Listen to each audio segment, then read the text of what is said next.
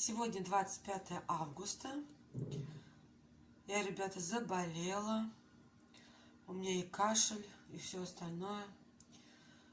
И я думаю, пришла пора испытать наши шишки,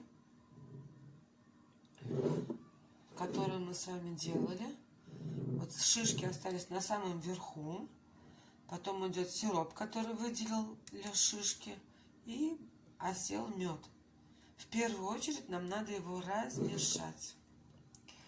Открываем крышку и размешиваем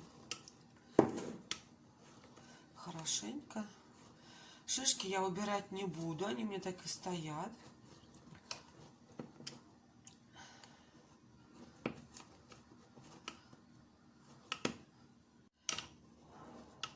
В течение времени у меня немножечко тут, видите, были разводы, потому что я баночку положила до конца все. Надо было вот до этих плеч сделать. Тогда бы ничего у меня не вытекло. Ну, тут буквально несколько капель было. Ничего не забродило, все хорошо. Положу немного теплой воды. Ни в коем случае не горячие, иначе эффекта не будет. Все полезные свойства, они исчезнут. И вот столечко нашего сиропа медового из шишек. И 3 раза в день буду пить. Когда я выложила это видео, мне все спрашивали, в чем суть, где продолжение. А у меня забродил. И очень много-много других комментариев. Хочу сказать, что вот это суть, вот это продолжение. Тогда все собирали шишки, нужно было показать, как их собирать, как все это делать.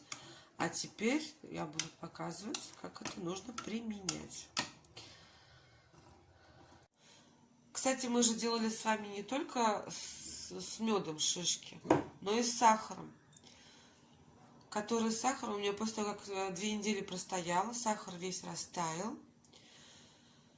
Я шишки все убрала и оставила только сироп. Сироп у нас вот такой.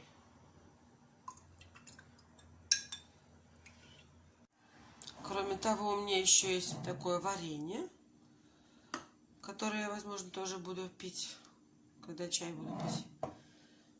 И вот такой сироп жидкий. Вот такой. Его тоже можно пить с чаем. Все это я снимала и выкладывала в своем плейлисте «Дары природы». Если вам интересно, посмотрите. Сейчас как раз время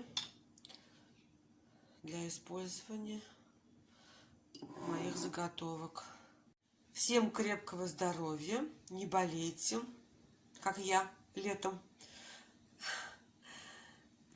И лучше даже употреблять ее в целях профилактики, чтобы не заболеть.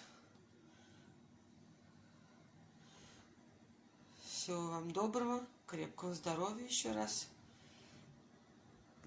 Но хочу вам сказать, что у всего этого имеется противопоказания, особенно у тех, у кого есть панкреатит. Поэтому пейте с осторожностью или проконсультируйтесь с врачом.